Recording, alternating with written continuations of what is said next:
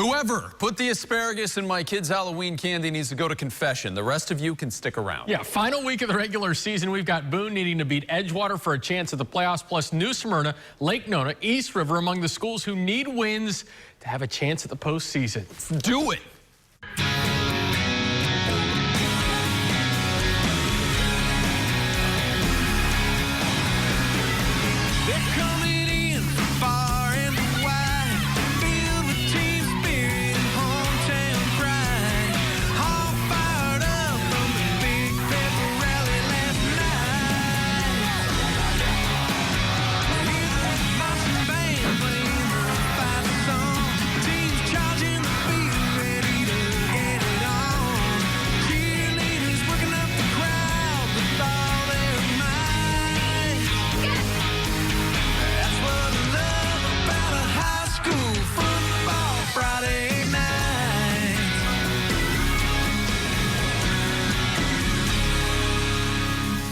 Hey everyone, this is Football Friday Night presented by McCoy Federal Credit Union. I'm Joe, he's Christian, and Sunday morning the FHSAA will release all the playoff brackets starting at 7 a.m. Get up early. The Boone Braves had one more chance to get on those brackets, and to have any chance needed to beat their crosstown rival in tonight's McCoy Game of the Week. Braves hosting Edgewater, playing for that Spirit Barrel for the 68th time. First quarter turned into Isaiah Connolly's personal recruiting highlight.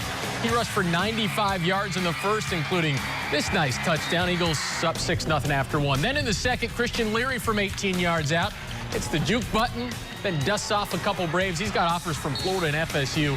13-0 Edgewater. And they were far from done. Casey St. John throws it right to Devon Martin. Looked like an easy pick six, but there was a penalty on the return. No biggie. A few plays later, Connolly cast me in the end zone. How about that? 20-0 Eagles. That's when somebody on the Boone sideline broke out the smelling salts. They're alive. St. John, just a sophomore, but check out the arm. Yeah, Javion Phelps, the catch. St. John would sneak it in one play later. After an onside kick, Christian Roberts. They say, never go full John Elway. He goes full John Elway, and all of a sudden, the Edgewater lead down to 7. It didn't last long, though. Kanan Mobley shows off Kanan's cannon. Finds Tommy Hill for the 58-yard score. The two teams combined for 34 in the second quarter. Eagles up 14 at the break. After a short recess, maybe a Hawaiian ice, Mobley kept chucking it. This time it's Christian Leary on the other end with a defender draped all over him. Still makes the grab, and he's into the end zone. Leary also added a punt return touchdown later in the third to make it a hat trick, but not to be outdone. Connolly also had 3 scores to go along with over 200 yards rushing as the Eagles win big 54-20 after the game. Shane Whitehead hanging out with the crew from Edgewater in that coveted barrel. Hats off to Boone. It was a great environment, intense game, chippy game. Yeah, we're happy to get the win. After 34 combined in the second quarter, you outscored them 27-7 in the third and fourth. Yeah, that's been, we've been a really good second half team, continuing to finish games and understand the importance of second half football. Hopefully we continue to get better starting a little bit faster, but yeah, I thought we played well in the second half and did a much better job protecting the ball. 9-1, 30 wins for this senior class. Yeah, 30 wins the last 3 years for this senior class, and before that, it was kind of a tough year in 2016. So it's a testament to these seniors to keep the barrel at Edgewater. Back-to-back wins against Boone is always huge. So yeah, it's a testament to the seniors and their commitment to one another. Can the Eagles make a playoff run? Yeah, I think we can. I think we got to continue to get better. We got to continue to learn to be a little bit more mentally tough in some areas.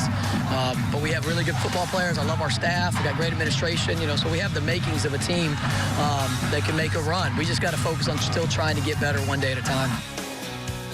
Good luck to them. All right, the Jones Tigers came into the night with a 71-point cushion in 5A Region 2, so tonight's game against West Orange did not offer up much in terms of playoff implications, but it did offer plenty in terms of talent. Former Jones star Marcus Tillman injured his knee playing for Texas, so back to support his Tigers tonight. And I'm going to tell you a story about a man who was late getting to this game, took his time getting a drink, maybe some nachos, who knows.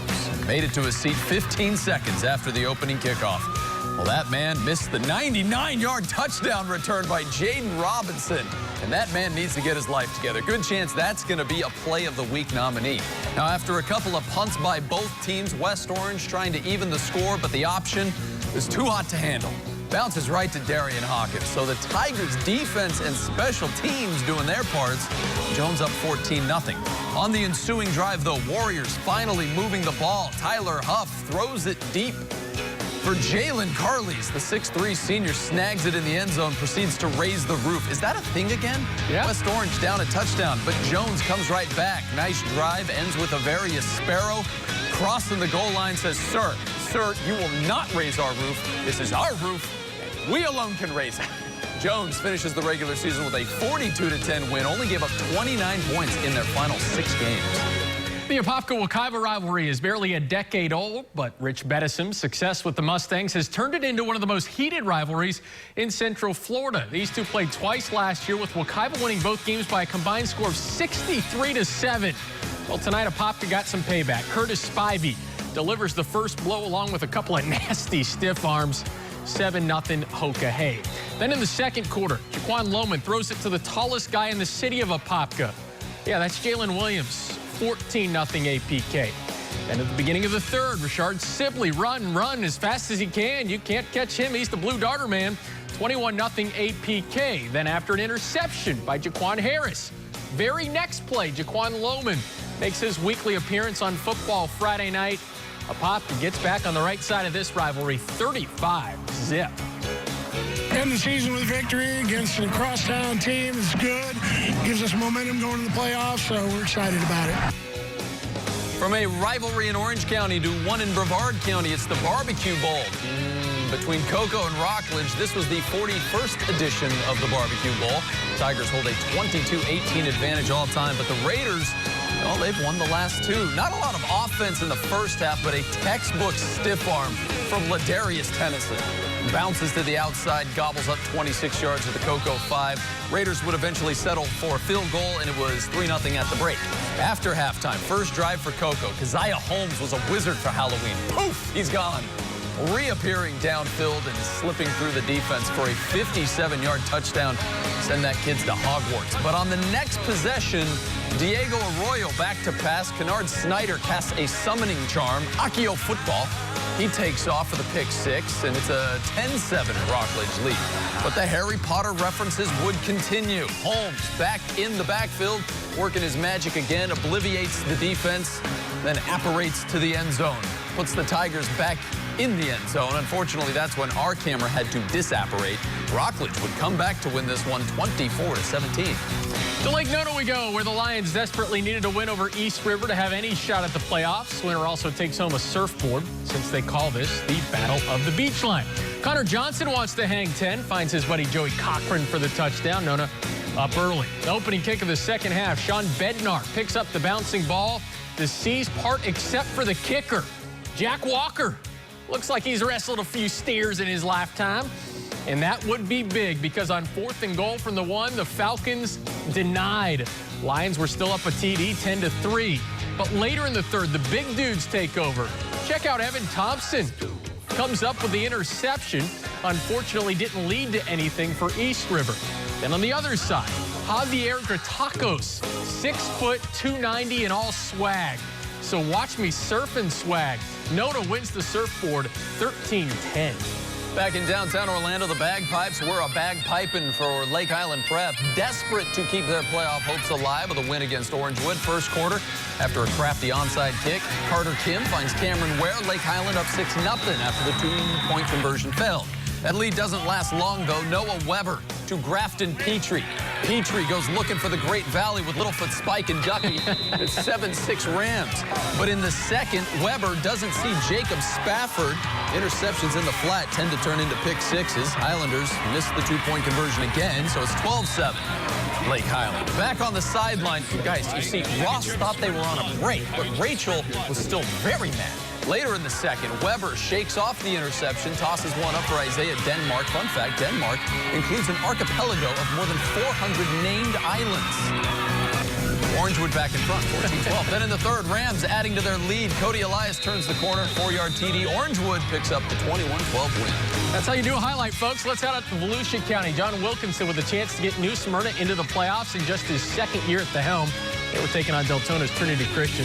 Second quarter, because with Cam Cam Martell with the touchdown plunge. Cougars up 7-0. And New Smyrna just kept winning up front. The push from the offensive line gets Antonio Mascate to the end zone. Yeah, that's fun to say. Then right before the half, Martell to Nazir Rogers. Looks like he's out for a nice Sunday stroll, and then somebody tries to rip his head off. Oh, yeah. Luckily, it's attached to his body.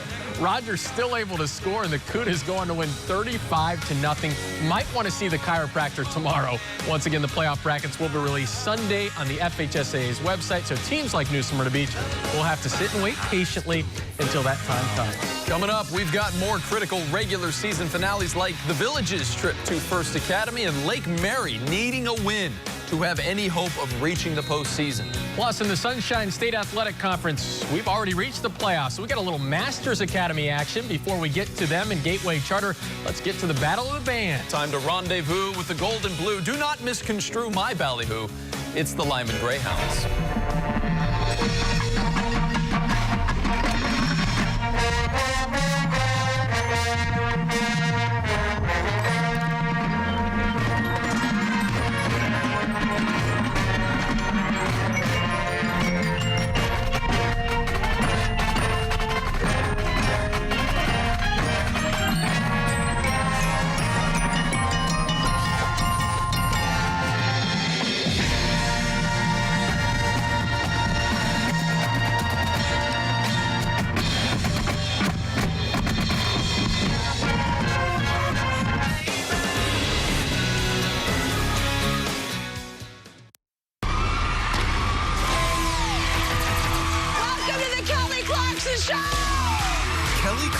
Is daytime television's newest superstar. Kelly Clarkson! Engaging with natural enthusiasm. You know what I love about you? You have no chill. No. I have no filter, clearly. Completely genuine. It's just a really important thing that you know that she's working so hard. She's giving the people what they want. The gang is back together, y'all. It's an American Idol reunion. What was your favorite moment? You came in and said, I was like, yo, she's fire right there. Really? Oh, yeah. Even if you're lying, I'll take it. The Kelly Clarkson Show. Kelly? It rocks. That was a lot of confetti. Weekdays at 10 on Channel 9. I remember, Dad, you and Mom got this car with a hatchback. I said, you know, I'd be happy to give you the money to get a really great car. And he said, well, no, this works for me. I says, why? Because it's the right height to put the meals in. Dad, tell me when you first got an inkling about Meals on Wheels. There was kind of an abandoned house. That's where we got started with Meals on Wheels. We kind of filled a need for people as they got older. It's the human interaction that probably fed them much more than the food. Oh, yeah. When you can see somebody else benefiting by your life in some way, you can't help but feel good about it, I think. Well, the reason I'm involved, Dad, is because you are, and you're so inspiring. How you've impacted people is enormous. Drop off a warm meal and get more than you expect. Volunteer at americaletsdolunch.org. America, let's do lunch. The Villages is known for its retirement community, but if Richard Pettis has his way, the area will also be known for its football. Last year, the Buffalo won 12 games and reached the regional final. This year, they're 6-2, and with a win tonight, could assure themselves at least a first-round home playoff game. Buffs paying a visit to First Academy. Royals were a one-man show tonight. Call it the Lake Show with Lake Ellis. Opening drive, he gets the corner. That's a 42-yard sprint, 7-0 TFA. Ensuing possession for the Buffs. Mac Harris plays QB and safety for the Villages. Finds Joshua Marion in the flat, and Marion will do the rest. We got a tie ball game, 7-7. So remember how I told you Mac Harris plays safety as well? Well, he plays a pretty darn good safety. He's going to fly in for the interception. Unfortunately, they give it right back with a fumble. And that's when our friend Lake Ellis reappears. Short little touchdown run for Ellis puts TFA back in front, 14-7. But here come the Villages again. Corey Goldwire follows his blocks, and he finds pay dirt. Failed two-point conversion made it a 14-13 game. TFA tried to go hurry up to get one last score before the half, and Lake Ellis. I'll tell you what, the laws of gravity do not apply here. Worth another look. Lake Ellis, what a player. Unfortunately, he needed a little help. Villages come back to win it, 27-14. Well, last week, Lake Mary had a shot at a district title and a guaranteed playoff spot, and that didn't work out. So tonight, they needed to win and get some help from the calculators to have any shot at the postseason. Rams wrapping up the regular season at Deltona. Homecoming night for the Wolves. By the time our camera got there, it was already 28-0 in the third. Gunnar Smith sets up the screen to Blake Martin. Take out my TI-89, 28 plus 7, carry to 4. 35-0. Next possession for Deltona. Taurus Coffey going through some character building. Gets picked off by Colin Cabell. Number 1 takes it all the way back to the end zone, but flag on the play. So the touchdown does not count, but the interception does. A few plays later, first down at the 1. Ball gets fumbled into the end zone. The Rams fall on it for the touchdown. And Lake Mary rolls 42-0. Might be enough to get them into the playoffs. Going to be a little bit of a wait for Sunday morning for the Rams. We already got some playoff football. No waiting here in the Sunshine State Athletic Conference. Masters Academy hosting Gateway Charter. Second round action. Eagles up 7-0 in the second one. Ty Foreman puts a nice touch on this pass. Tyson Mobley on the other end. Acrobatic catch from him. Masters inside the 40. Couple plays later. Foreman to Brandon Fatez. Second score of the night for the Eagles. So that, 14-zip. Can't do Masters Academy highlights without a sensational clip from All Everything back Terrence Gibbs. Look at this dude. Yeah, he's a dude. Finding ways of laying out punishment on defenders and eventually just taking tacklers with them all the way down inside the 10. Third and final score of the first half came when Foreman would find Junior Anderson, a little 9-yard pitch and catch. Eagles defense with the shutout, 35-0. Let's finish it up in Lake County. Eastridge 5-4, trying to finish the season with a winning record, hosting South Lake first quarter. Robbie Sanders trying his luck over the middle. Might not want to buy any lottery tickets. Picked off by Francisco Delgado, takes it into Knights territory. And on the ensuing possession, Troy Shirley rolling out for the Eagles, zings it to the goal line. Tyler Rickards, what a catch. That is a touchdown, and yeah, we checked. His hands were in the end zone. Then in the second, Sanders fakes the handoff, fools everyone, including our cameraman, but yes, that is indeed a touchdown as well.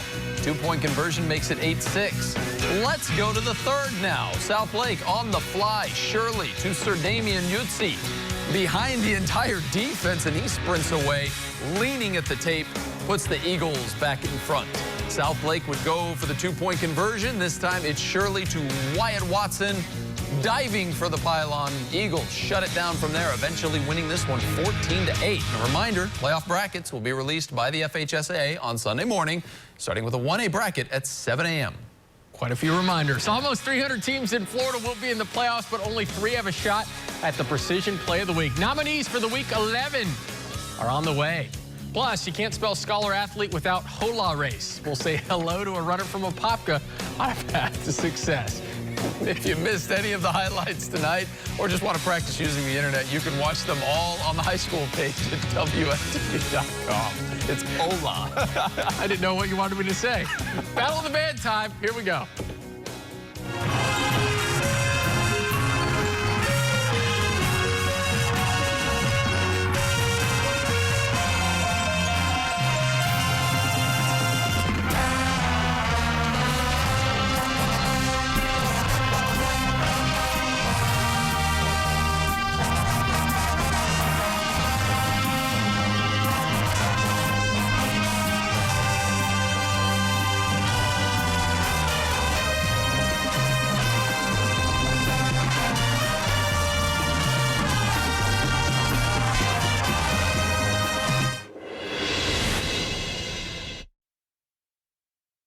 Mom.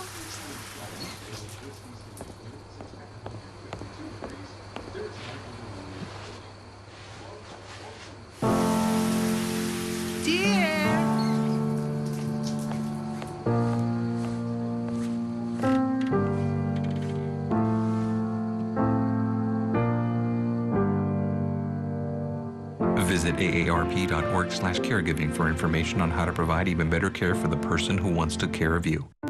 This is Orlando. This is where we believe in magic and fantasies.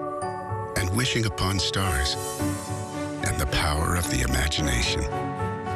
This is where we believe in dreams and seeing them come true.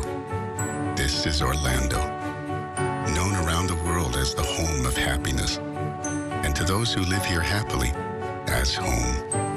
This is more than just a place to stay a while. It's a place to stay on the cutting edge.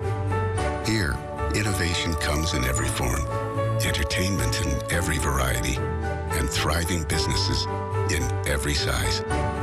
So if you think you know all there is to know about Orlando, prepare to be surprised.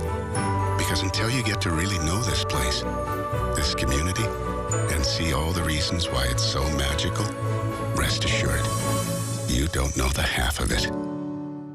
We've got a red alert to tell you about. It's I-4 westbound right in the car. There's nothing more frustrating than a traffic jam when you want to avoid backups or get a quick alternate route in the morning.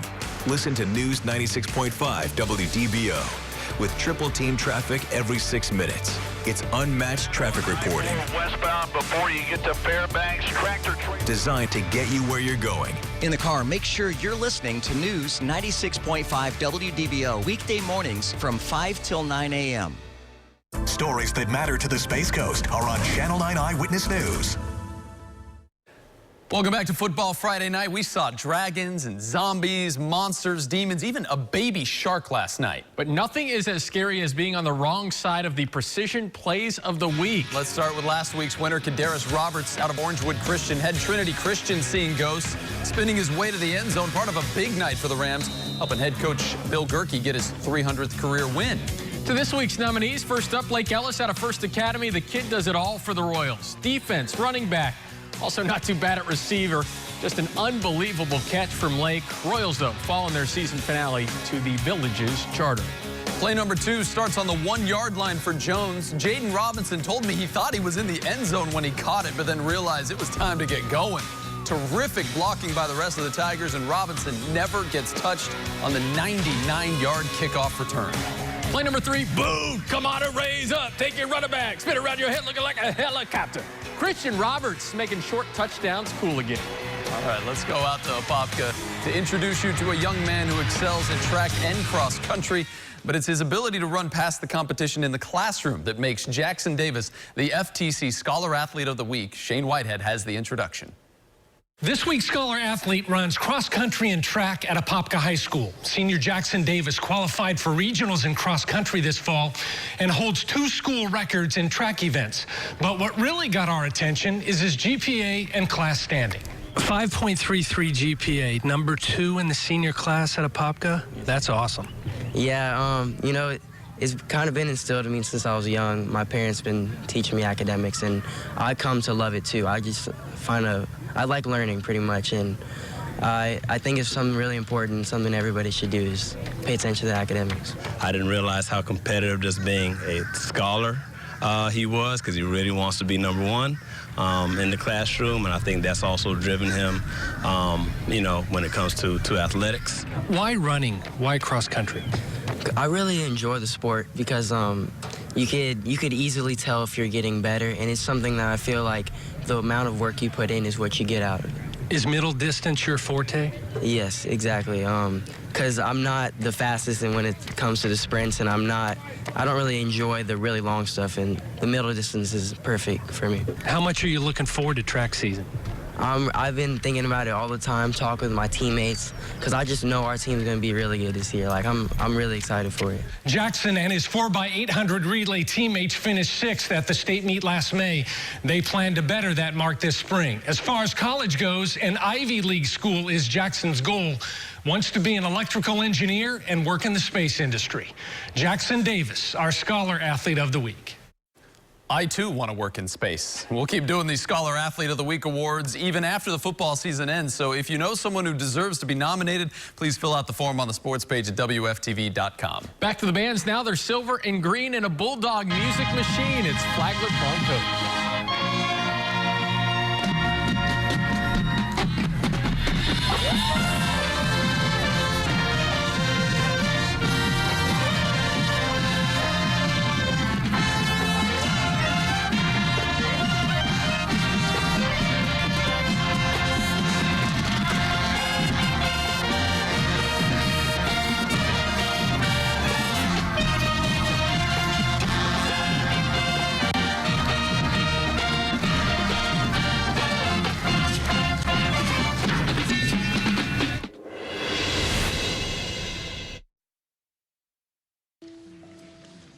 So there you are, shuffling through a stack of resumes, and you come to mine.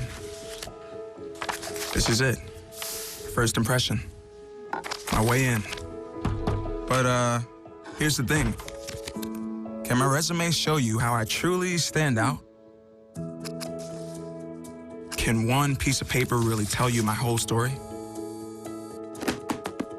Like that I was studying, going to night school while working 2 jobs just to help my parents pay for groceries. Or how anytime there was an opportunity, I was the first one to step up. Because I wasn't gonna let my life, my circumstances dictate who I was gonna become. And all of that determination, the commitment, the drive, that's me. And that's something you just can't put on paper. Look beyond the resume, discover new ways to develop great talent like me. Power 95.3. Orlando's new #1 for all the hits. It's a moment when I show up, God, I'm saying wow. 100 bands in my pocket, it's on. Power 95.3. Custom designed for Orlando. I got it. I want it. 2 hours commercial free at 11:30, 4:30, and 8:30. Like a light, like a light, like a light, like a light. Power 95.3. Orlando's new #1 for all the hits. All rise. The Honorable Judge Jerry presiding. They said if I did a good job, I could keep the road. The king of daytime is trading in his microphone. You can't go around lying. For a gavel with real people. She's a hater. She irresponsible. You want me to keep going down the list, or that's good? Real cases. I'm 100% not lying. And the realest judge around. Trust me, I know crazy. Judge Jerry. Weekdays at 3 p.m. on Channel 9. ESPN 580 is your home to Miami Dolphins football in Orlando. Don't miss a single play. Listen to all of the games live on ESPN 580 Orlando. Welcome back to Football Friday night. Almost out of time, so remember to watch your college football here on Channel 9 tomorrow. Yeah, Pigskin starts at noon, but the main course will be Florida State and Miami at 3:30. That's going to do it for us. Congrats to all the teams that make the playoffs. We'll find out who exactly that is on Sunday. See you next week.